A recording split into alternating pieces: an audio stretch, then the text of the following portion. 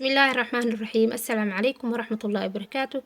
walaalaha qaaliga janalka waxaan meel baa joogtiin waa idin wanaagsan jimca mubaarak kusoo dhawaada waa walaashin Saadiya Cabdullaahi janalka daawanaysan Saadiya Cooking Channel oo horeen hadda cusubta kusoo dhaweynaya subscribe noo taabo gamla ka rukumo hadaan nala joogjeetin like share comment hanaga ilaamin soo dhawaada asxaabay qalabta waxaan rabaa inaan sameysto rooti farmaajo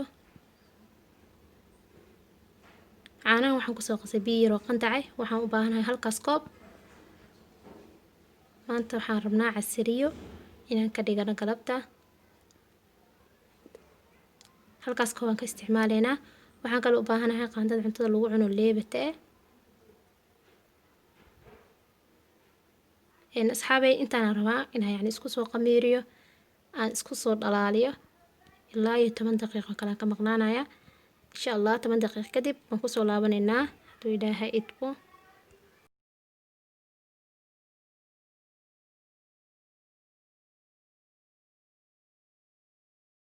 حابي واكنا عانيه leebatadii oo isku soo dhalaaleen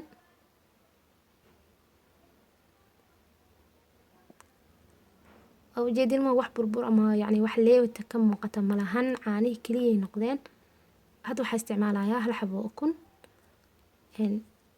rooti farmaajada inta badan ma loo isticmaalo ukun laakiin aniga galabta waxaan isticmaalayaa xabad ukun waa ka basan kartaa ukunta hadaad iska dhaafi kartaa wax mushkilad ma lahan waxaan kale isticmaalaa 2 qaad oo yani sokor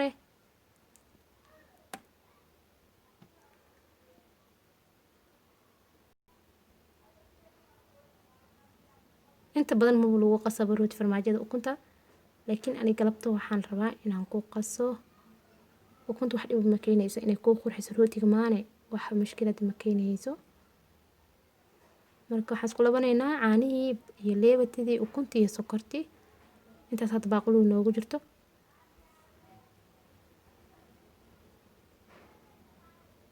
waxaan kale isticmaalayaa 4 qaado oo subag iyo saliid cadeyn isku soo kulleeyay isku soo dhalaaliyay aan isticmaalaynaa 4 qaado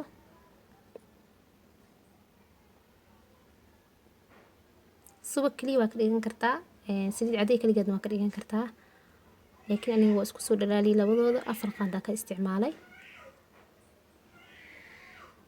ilaa hadda qoyaankii diyaarsanaynaa burkii weli ma bilaabanin waxaan kale isticmaalayaa waa bakin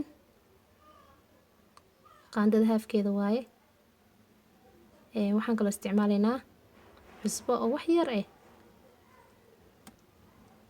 waxaan kale isticmaalaa waa hayl vanilla waa ka isticmaali kartaa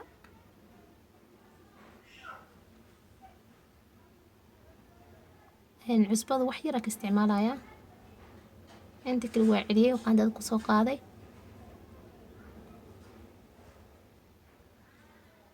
insha Allah asxaabay intaan way qoyaankeena waxaan u isticmaali doonaa 3 koob oo bure koobka caanaha aan ku qasay oo 3diisa bure hadaan isticmaaleynaa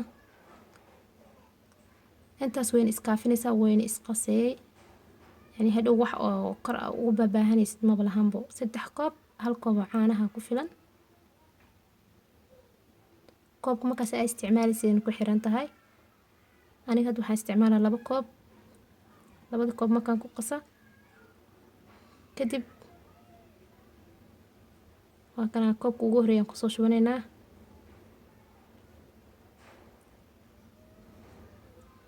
iyo koobkii labaad koobka saddexaad asxaabi waa noo dambeeya ugu horeyn waxaan ku qasanaynaa koobkii labadii koob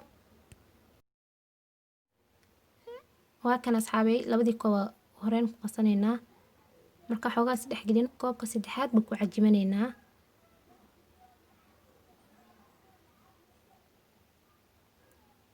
insha Allah asxaabi nala socda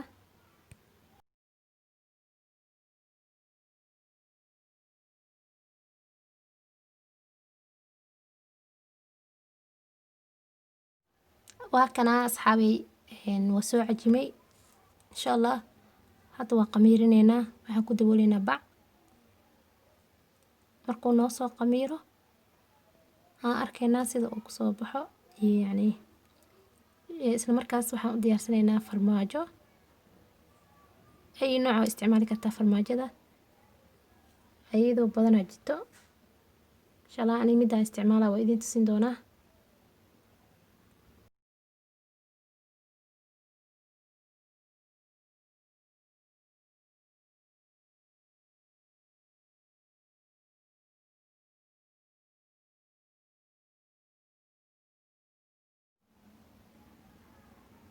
asxaabay ugu horeyn midkaan aan ka bilaabay gacanteyda saliid saa'id lahayd, yani saliid yani aan ka sameyn waayey. midkaan waa iska dhigaynaa, midka kale muhiimada ka bilaabi doonaa.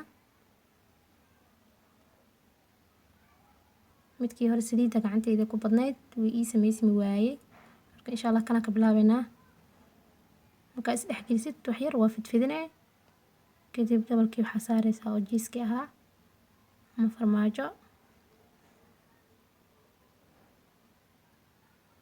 waa kana afka iyo waxaa isku keenaysaa geesaha dhan iskaga keenay. waa kana kuskaan yariiska loo baahan yahay. rootigan maba loogu talagelin in la waaweyneeyo, si yaryar loo sameeyaa.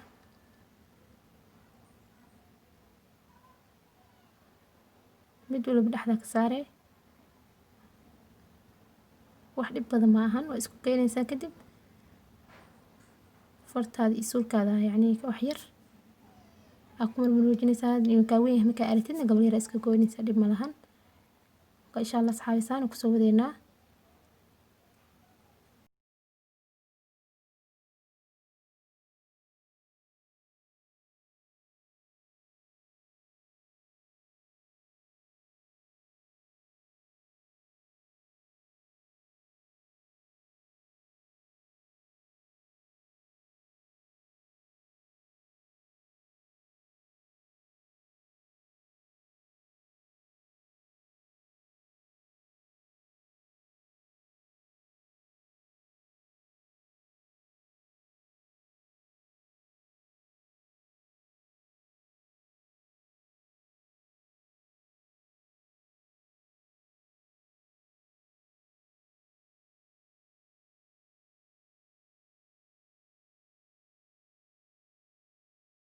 waa kan asxaabi waa soo dhameeyey.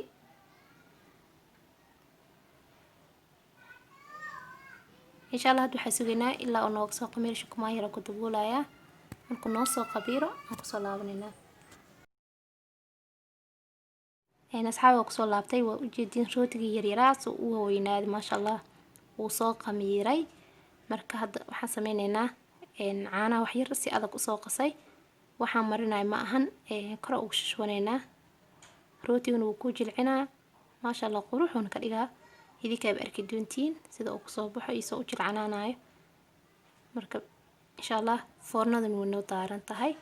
foornadan gashanaynaa hadduu Ilaahay idmo nala socda. waa kan asxaabi markaa foornada kasoo bixiyey maasha Allah, quruxa kula lagama sheekeyn karo. aadna wuu jilcan yahay. caanaha kor ugu daraa aa saaciday iyo qasitaankii fiicnaan soo qasnay. marka insha Allah hadda waxaan isticmaalaynaa condensed milk ama caanaha macaan. hadda caanaha macaan heli karin waxaa isticmaalaysaa sokor iyo biyo isku dhalaalinay, isagana waa isticmaali kartaa.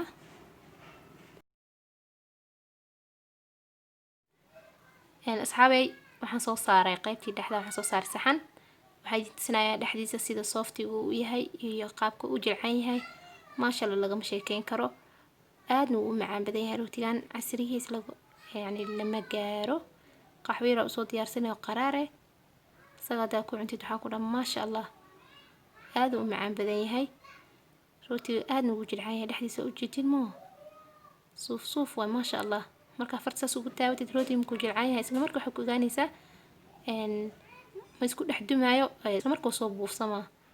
marka maasha Allah waa rootigan lagama sheekeyn karo. asxaabi tijaabiya.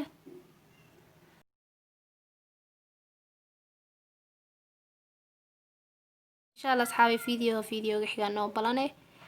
khayr iyo caafimaad isku ognahay. jimco mubaarak ayaa idin leeyahay, galab wanaagsan.